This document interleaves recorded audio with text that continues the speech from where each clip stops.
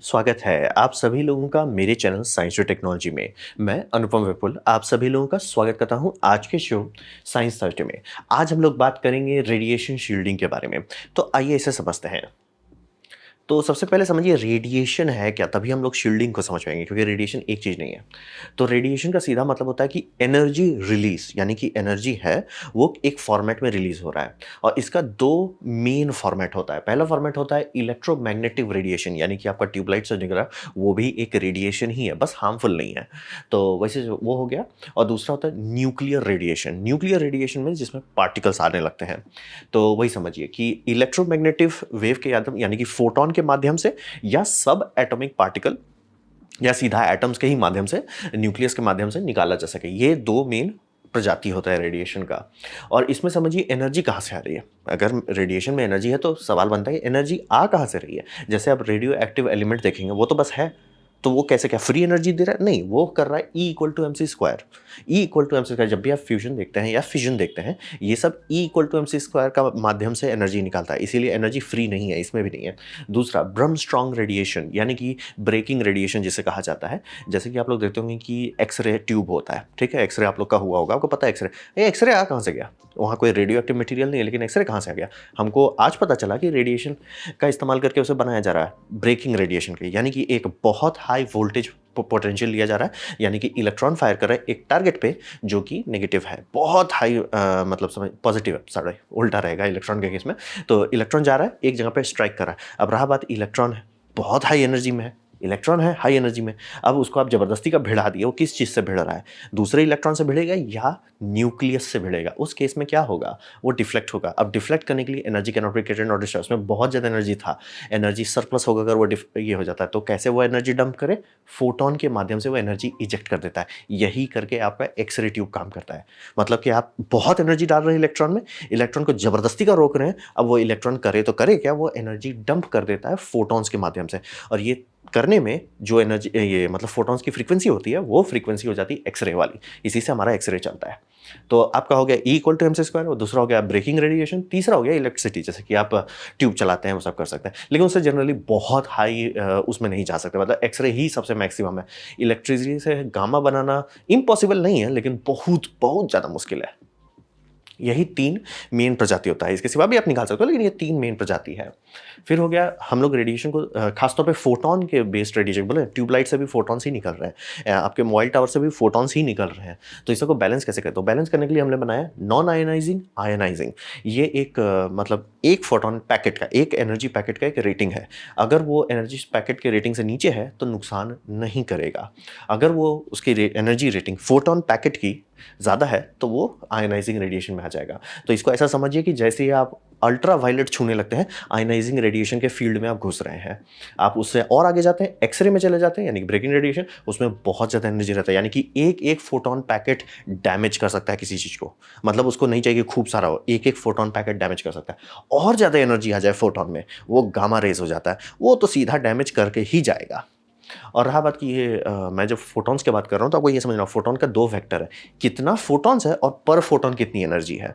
तो आपका आराम से हो सकता है कि मतलब आपका एक्सरे कर रहे हैं, ठीक है, आपका तो आपके ऊपर नहीं चलेगा, क्योंकि वो एक्सरे फोटॉन्स बहुत पावरफुल है, लेकिन कितना मात्रा में वो फोटॉन्स निकल रहे हैं वो उतना नहीं है। वहीं पे आप समझ लीजिए कि आपको कोई बोले ना कि 100 किलोवाट का लैंप जो है कोई नुकसान नहीं करेगा, लाइट है कोई दिक्कत नहीं है। सर 100 वाट का मतलब लैंप, 100 किलोवाट का लैंप अगर एक छोटे एरिया में कॉन्सेंट्रेट कर दें, वो मेटल के आर पार चला जाएगा, पिघला देगा, एनर्जी की डेंसिटी भी होती है। तो वही समझिए, इसीलिए सिर्फ एक चीज़ को लेकर आप नहीं कूद सकते।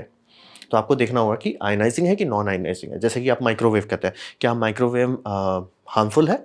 हाँ भी और नहीं भी। फोटोन लेवल पे नहीं, फोटोन लेवल पे कुछ नहीं करेगा, हमारे आर पार चला जाएगा। लेकिन अगर आप उसको बहुत एक टाइट कर देते हैं फैराडे के एज में और खूब एनर्जी डालते हैं, वो तो सीधे कुक कर देगा।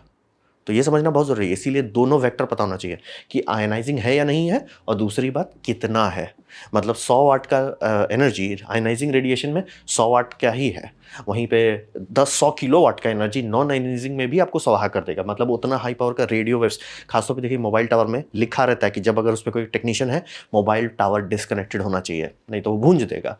क्या उसमें आयनाइजिंग रेडिएशन है? नहीं, क्यों गूंज दिया? तब एनर्जी बहुत ज़्यादा था। तो ये समझना जरूरी है, ये दोनों वेक्टर आपको पता होना चाहिए, नॉन आयनाइजिंग, आयनाइजिंग। और जब भी हम लोग ये पैकेट्स के बारे में बात करें तो फोटोन लेवल पे बात करें कि एक फोटोन क्या कर सकता है। दूसरा ये समझिए कि इसका ड्रॉप की मतलब एक जगह से एनर्जी निकल रही है, ठीक है, ये रिएक्टर है, रिएक्टर बूम हो गया है, आप कितना दूर जाएंगे तो आप पे रेडिएशन का असर कम हो जाएगा, तो वो आता है सीधा इनवर्स स्क्वायर लॉ। जैसे लाइट फॉल ऑफ करता है एग्जैक्टली वैसे ही ये करता है। जब तक कोई लेजर ना बनाने लगे, यानी कि आप आयनाइजिंग रेडिएशन एक्सरे का लेजर बना दे तो ऑब्वियसली वो बहुत दूर जाएगा, गामा रेस का लेजर बना दे वो भी बहुत दूर जाएगा। लेकिन अगर ऐसे नॉर्मल रॉ नेचुरल सोर्स है तो वो इनवर्स स्क्वायर लॉ से ये मतलब दूरी सबसे बढ़िया शील्डिंग है। आप जितना दूर चलते जाएंगे उसका रेडिएशन फॉल ऑफ बहुत बढ़िया होगा। मतलब रेडिएशन कहीं से निकल रहा है, शील्डिंग वोल्डिंग के पीछे मत भागिए, बस भागिए वहाँ से। शील्डिंग से ज़्यादा फायदेमंद होगा कि वहाँ से निकल पाना। तो यही होता है रेडिएशन। तो अब आता है सबसे पहला कैटेगरी में अल्फा। तो अल्फा है क्या? अल्फा ज़्यादा कुछ खास नहीं है, वो एक पार्टिकल रेडिएशन है, यानी कि उसमें एक्चुअल सब एटॉमिक पार्टिकल है, यानी कि हीलियम न्यूक्लियस है। अगर आप हीलियम के बारे में स्कूल में पढ़े होंगे तो उसमें पता है हीलियम में क्या होता है, 2 प्रोटॉन होता है, 2 न्यूट्रॉन होता है, वही हीट कर दे रहे हैं। मतलब मॉलिक्यूल है, मतलब मॉलिक्यूल का न्यूक्लियस है, मॉलिक्यूल बोल रहा हूँ, एलिमेंट है का न्यूक्लियस से आप बाहर निकाल दे रहे हैं, रिजेक्ट कर दे रहे हैं, डिवोर्स दे दे रहे हैं। तो जैसे आप यूरेनियम को लिए और यूरेनियम को डिवोर्स दिलवा दिए तो वो बोलेगा भैया हीलियम को निकाल दिया जाएगा और फिर थोरियम निकाल देंगे। तो ये आपका मेन सिस्टम होता है। लेकिन ये समझना बहुत ज़रूरी है, इसमें इलेक्ट्रॉन नहीं निकलते हैं, यानी कि आपका जो इलेक्ट्रॉन क्लाउड है, पेरेंट एटम का जो इलेक्ट्रॉन क्लाउड है वो इसके साथ कैरी फॉरवर्ड नहीं होगा, वो सीधे हीट कर देता है। तो इसीलिए पॉजिटिवली चार्ज होता है। अब बोलेंगे भाई पॉजिटिवली चार्ज क्यों है? क्योंकि इसमें 2 प्रोटॉन है लेकिन 2 न्यूट्रॉन है। Neutron is like bro, me chill bro, me don't care bro. तो इसलिए वो पॉजिटिव चार्ज कैरी फॉरवर्ड करता है। ये आपका ये मतलब मेन समझिए जिसे हम लोग अल्फा रेडिएशन कहते हैं। और बहुत सारे एलिमेंट के साथ होता है जिसे हम लोग कहते हैं अल्फा इमीटर्स। जैसे आपका रेडियम हो जाए रेडॉन में बदल जाता है अल्फा इमिट करके। प्लूटोनियम को लीजिए, वो मतलब बहुत लंबे टाइम में यूरेनियम में बदलेगा, ये इसका इस्तेमाल करके, क्या बोलते हैं, हीलियम का न्यूक्लियस रिजेक्ट कर करके। ये बायोलॉजी के लिए बहुत बुरा है। ये रेडिएशन अगर आपके बॉडी में गया तो आपको बहुत हाई स्पीड से बहुत तकलीफ के साथ ऊपर भेज सकता है। बहुत ज़्यादा बुरा है। लेकिन इसका एक लिमिटेशन है कि ये आपके अंदर होना चाहिए। बोले अंदर क्यों होना चाहिए? इसका समझिए कि इसकी जो मतलब चूँकि इसमें चार्ज है, ये चार्ज पार्टिकल है, ये आपका डेड स्किन, यानी कि मैं खड़ा हूँ तो मेरा स्किन का सबसे आउटर लेयर क्या है? जिंदा नहीं, वो डेड स्किन सेल है। डेड स्किन सेल में ही मतलब समझिए अल्फा रेडिएशन रुक जाता है। यानी कि अगर अल्फा का यहाँ कोई सोर्स है और मैं यहाँ खड़ा हूँ, मैं ऊपर नहीं जाऊँगा। क्यों? अगर मेरा बॉडी संभाल ठीक से है, नॉर्मल है, तो उसमें डेड स्किन का एक पूरा परत होगा, वो डेड है, उसको कोई लेना देना। अब ये जैसे ही हीलियम भिड़ेगा उससे, वो एनर्जी डंप कर देगा, वो सेल को बूम कर देगा। लेकिन बात है वो सेल तो पहले से बूम था, वो बस समझिए झड़ रहा था, तो कोई दिक्कत नहीं है। इसीलिए इंसान जो है अल्फा रेडिएशन बहुत समझ, मतलब अल्फा रेडिएशन का सोर्स आपके अगल बगल हो, आप तुरंत ऊपर नहीं जाओगे। लेकिन गलती से जो nuclear plant, nuclear safety commission के लिए बहुत बड़ा हेडेक है, गलती से कोई पाउडर बन गया जो इमिट कर रहा है अल्फा, वो पाउडर आप सूंघ लिए, मतलब समझ रहे, कोई पाउडर, कोई भी रेडियो एक्टिव एलिमेंट था जिसे किसी ने ग्राइंड कर दिया, थोरियम को बिना सोचे समझे, या इस तरह का कुछ भी हो जो अल्फा इमीटर है, और वो डस्ट में बदला, और वो आपके अंदर चला गया, वो आपके अंदर से तोड़ने लगेगा और आपको कोई नहीं बचा पाएगा। ये समझना बहुत ज़रूरी है। जब तक ये आपके अंदर नहीं है, आप जिंदा हैं। जैसे ही आपके अंदर गया, ये आपको ऊपर भेज देगा। अब बहुत बुरी तरीके से ऊपर भेजता है, मतलब प्यार से, मतलब आप मनाओगे कि भैया यार टिकट काटो यार, तो वैसा होता है। लेकिन इसका चार्ज पार्टिकल होने के कारण, 2 पॉजिटिव न्यूक्लियस है, मतलब 2 प्रोटॉन्स हैं इसमें, तो ये बहुत आसानी से रोका जा सकता है। यानी कि आप एक पेपर का शीट से भी रोक सकते हैं। और इसीलिए आप लोग देखते होंगे कि जब भी चेरनोबिल में कोई शो देखते होंगे, सबको धुलाया क्यों जाता है? कारण वही है, रेडिएशन से उनको उतना दिक्कत नहीं भैया, लेकिन रेडिएशन के कैरियर, यानी कि अल्फा पार्टिकल्स का कोई कैरियर अगर उनके साथ चिपक गया और मान लीजिए वो ठीक से धो धा के हटाए नहीं है, वो बॉडी के अंदर गया, आप गए। तो इसीलिए समझना बहुत ज़रूरी होता है। ये सबसे कम पावर का होता है, लेकिन बायोलॉजिकली बहुत बुरा होता है। थैंकफुली हम लोग रोक पाते हैं, और अगर आप अच्छा से न्यूक्लियर सेफ्टी प्रिकॉशन करते हैं, इसको रोकना सबसे आसान है। जब तक मतलब कोई मतलब अल्फा इमीटर को डस्ट में नहीं बदल दिया। अगर अल्फा इमीटर को डस्ट में बदल दिया, भगवान बचाए। तो ये हुआ अल्फा, सबसे पहला सबसे आसान तरीका रोकने का। अब आते हैं बीटा में। तो बीटा में क्या है? इलेक्ट्रॉन है। इलेक्ट्रॉन को हम लोग कहते हैं बीटा इमिशन। अब यहाँ पे समझना बहुत जरूरी है, इसमें दोनों चार्ज हो सकते हैं। ये पॉजिटिव चार्ज भी हो सकता है, नेगेटिव चार्ज भी हो सकता है। बोले ठीक सर, नेगेटिव समझ में आता है, इलेक्ट्रॉन है, नेगेटिव है, कोई बात नहीं है। ये पॉजिटिव कहाँ से आ गया? वो समझिए जैसे होता है ना मैटर और एंटी मैटर, वैसे ही वाला नौटंकी हो जाता है इसमें।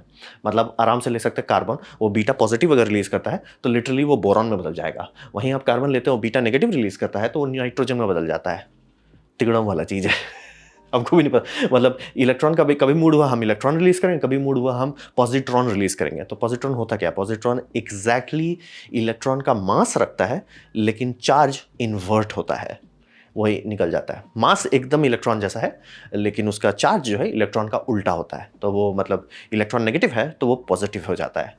ये महा नौटंकी है, और इसी के कारण न्यूक्लियर फिजिक्स इतना कॉम्प्लेक्स होता है कि मतलब आपको डिसाइड करना है कि भैया कार्बन 14 हमने कहीं मान लिया आपका कंट्रोल रॉड से कार्बन 14 यूज़ कर रहे हैं, तो वो किस में बदल रहा है, नाइट्रोजन में बदल रहा है कि बोरॉन में बदल रहा है, दोनों का अलग अलग रिएक्शन होगा, आपका रिएक्टर में दोनों का व्यवस्था होना चाहिए।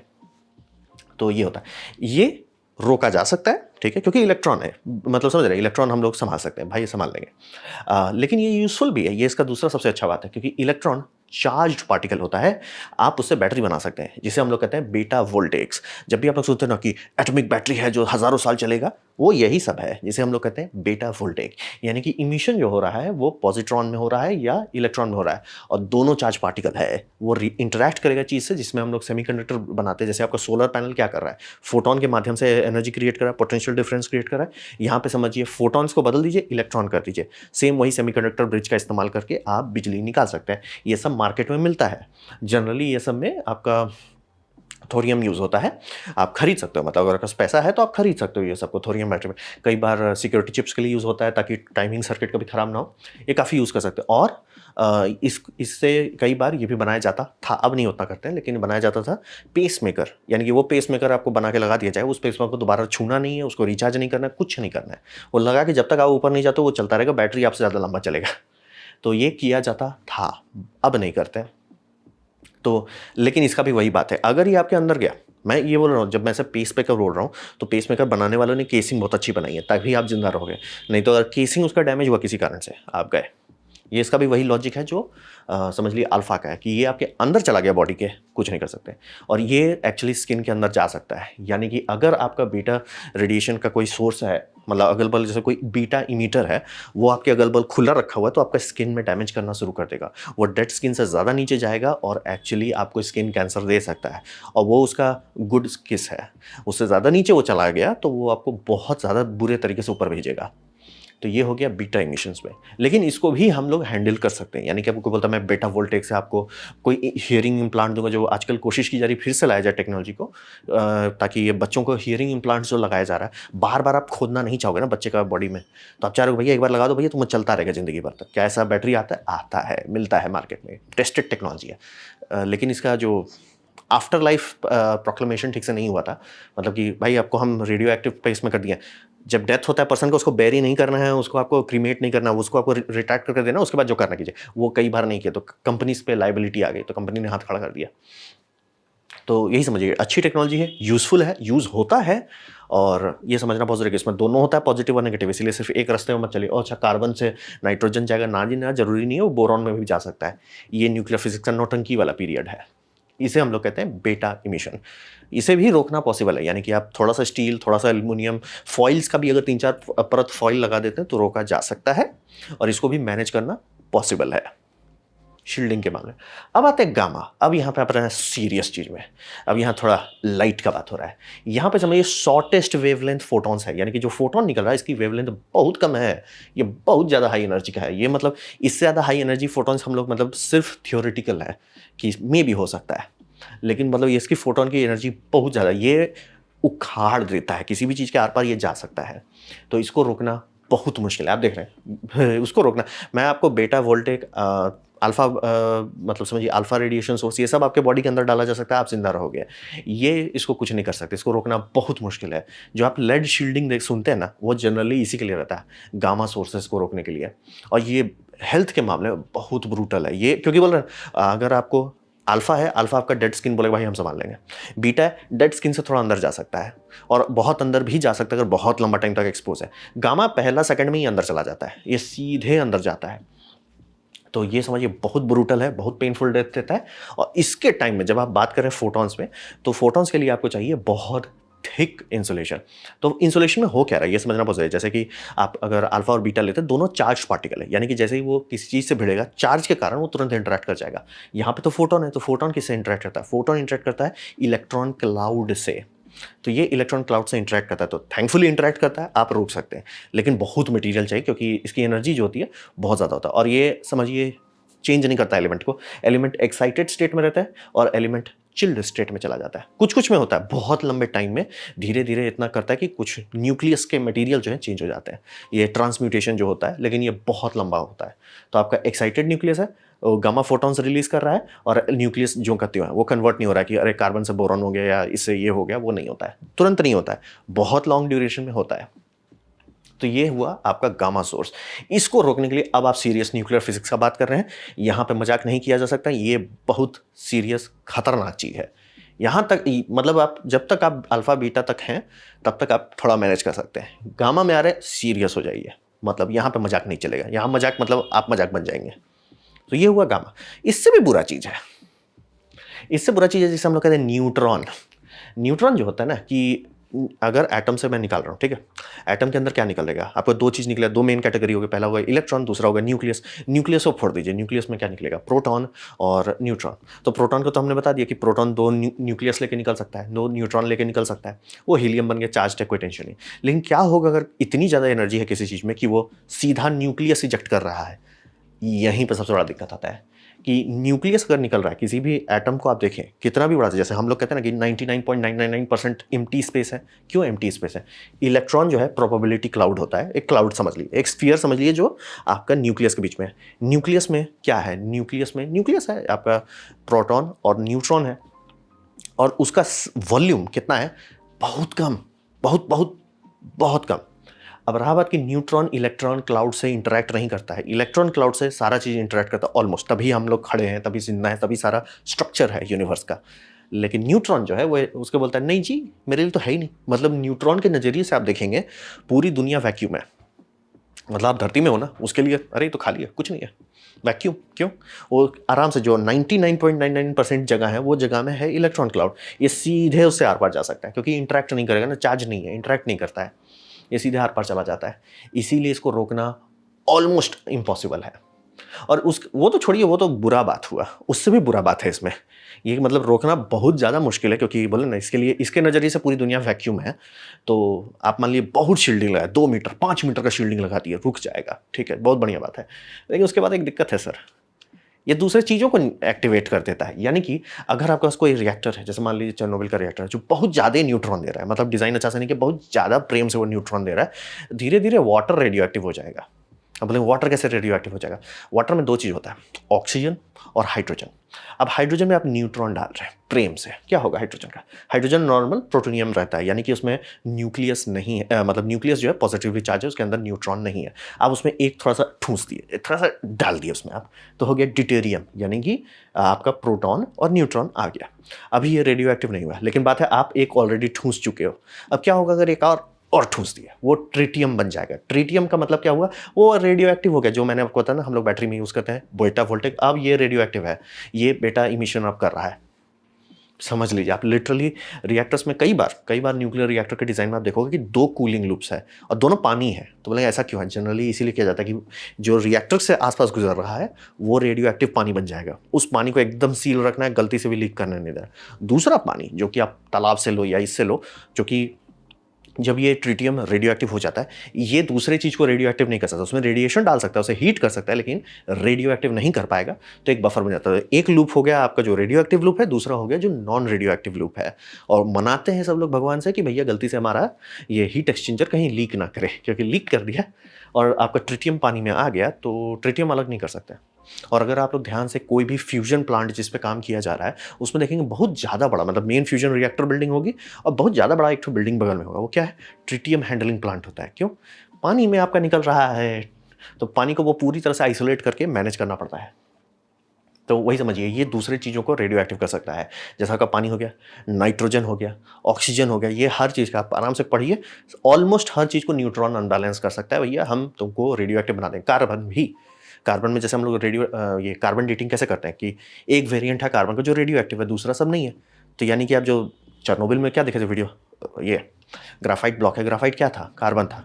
तो वो उतना रेडियो एक्टिव क्यों गया? क्योंकि उसमें न्यूट्रॉन का प्यार पड़ रहा था, न्यूट्रॉन्स पे बहुत प्यार डाल रहा था वो। लिटरली वैसे ही समझिए, ये अरे भैया प्रोटॉन है, थोड़ा सा एक न्यूट्रॉन डाल दिया, अरे थोड़ा एक और न्यूट्रॉन डाल दिया, इसीलिए वो बहुत ज़्यादा रेडियो एक्टिव हो जाता था। यही इसका सबसे ब्रूटल चीज़ है। तो इसको रोकने का क्या तरीका है? इसको रोकने का तरीका है हाइड्रोजन, क्योंकि हाइड्रोजन इसे एब्ज़ॉर्ब भी करता है, तो energy can not be created not destroyed. अगर आप एब्ज़ॉर्ब कर रहे हो तो फंडामेंटली वो चीज़ को आप बोल रहे हो भैया थोड़ा थोड़ा तुम चिल हो जाओ। तो पानी काफ़ी अच्छा है। पानी के सिवा कोई सॉलिड स्टेट, हाँ, पॉलीमर्स बहुत अच्छे माने जाते हैं, क्योंकि पॉलीमर्स में क्या होता है? हाइड्रोकार्बन चेन, हाइड्रोजन बहुत सारे रहते हैं, तो काफ़ी अच्छा आपको शील्डिंग हाइड्रोजन से मिल सकता है। लेकिन 1-2 इंच की बात नहीं हो रही है। यहाँ पे आप बात कर रहे हो हष्ट पुष्ट तंदुरुस्त शील्डिंग चाहिए आपको। जैसे न्यूक्लियर सबमरीन में बनाया जाता है, हष्ट पुष्ट तंदुरुस्त उसको मेटल दिया जाता है, जो कि मैं शॉक नहीं हुआ कि अगर आउटर शील्ड में उसका सीधे टंगस्टन यूज़ हो रहा हो, और बहुत कंक्रीट टंगस्टन, आपका पूरा मेटल वाटर का 1 मीटर थिक वॉल हो, तब जाके वो न्यूट्रॉन को रोक सकते हैं आप। तो ये समझना बहुत ज़्यादा, यही था मेन प्लेयर, जो मतलब कभी बोला जाता है न्यूक्लियर रिएक्टर से मेन दिक्कत क्या है? रेडिएशन नहीं, रेडिएशन देने वाले चीज़ वो रिलीज़ कर देता है, ये प्रॉब्लम है। जैसे कि इसमें मान लीजिए किसी ने मिसाइल मार दिया, ये हो गया बूम, तो रेडिएशन कहाँ से आ रहा है? जो रेडिएशन रिएक्टर में था, उससे प्रॉब्लम नहीं है। वो जो डस्ट क्लाउड निकलेगा, उसमें अल्फा इमिटर होगा, उसमें बीटा इमिटर्स होंगे, और उसमें न्यूट्रॉन्स अगर निकलने लगे, तो वो हर चीज़ को रेडियो एक्टिव कर देगा, जो कि उस टीवी शो में अच्छे से दिखाया गया था कि हवा ग्लो करने लगा। हवा क्यों ग्लो कर रहा है? वो रेडियो एक्टिव, वो आयनाइज़ करने लग रहा था। इतनी ज़्यादा एनर्जी होती है। तो ये होता है सबसे बुरा फॉर्मेट रेडिएशन का। मतलब अगर कोई चीज़ के आसपास से न्यूट्रॉन निकल रहा है, आप वहाँ से एकदम भाग जाइए। वापस जाने की ज़रूरत नहीं है, निकल जाइए सर। एकदम ट्राई भी नहीं करना है उसको सॉल्व करने का, उससे बस बाय सर, बाय। न्यूट्रॉन किसी चीज़ से निकल रहा है, बाय। और ये दूसरा ये दिक्कत है फ्यूज़न प्लांट्स में, कि अगर आप फ्यूज़न करते हैं, रेडियो एक्टिव वेस्ट नहीं निकलता है, ये सब लोग कहते हैं। हाँ भी और नहीं भी। हाँ, radio active by product continuously नहीं निकल रहा है, बल्ले-बल्ले।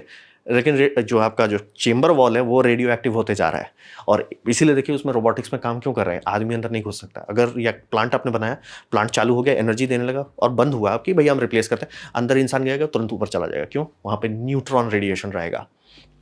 और न्यूट्रॉन रेडिएशन का मतलब क्या है? टंगस्टन धीरे-धीरे वो भी रेडियो एक्टिव हो जाएगा, कार्बन वो भी धीरे-धीरे हो जाएगा, या तो ब्रिटल हो जाएगा मटेरियल, या तो रेडियो एक्टिव हो जाएगा। तो ये समझना बहुत ज़रूरी है, बहुत ब्रूटल होता है। अगर आप लोग को और इंटरेस्ट है तो मैं पार्ट 2 भी बना सकता हूँ, और गहराई में उतर सकते हैं न्यूट्रॉन के बारे में। तो ये था मेरा प्रेजेंटेशन रेडिएशन शील्डिंग के बारे में, ताकि आप लोगों को पता रहे कॉन्टेक्स्ट क्या है। उम्मीद करता हूँ आपको अच्छा लगा, कुछ सीखने मिला, कुछ समझ में आया हो। अगर ऐसा है, लाइक कर दें, दोस्तों से शेयर कर दें, उससे मेरा काफ़ी भला होगा। नहीं अच्छा लगा, नहीं पसंद आया, कोई बात नहीं, आप डिसलाइक दबा सकते हैं। मैं कहूँगा डिसलाइक 2 बार दबाएं, उससे मुझे पता चलो कितना ना पसंद हुआ है। मैं आपसे कहूँगा कमेंट लिखें, मैं हर कमेंट को पढ़ने की कोशिश करता हूँ। आपसे कहूँगा सब्सक्राइब कीजिए, बेल दबाइए अगर आप फ्री हैं तो। आपने वीडियो देखा, जान के मुझे बहुत खुशी हुई। धन्यवाद।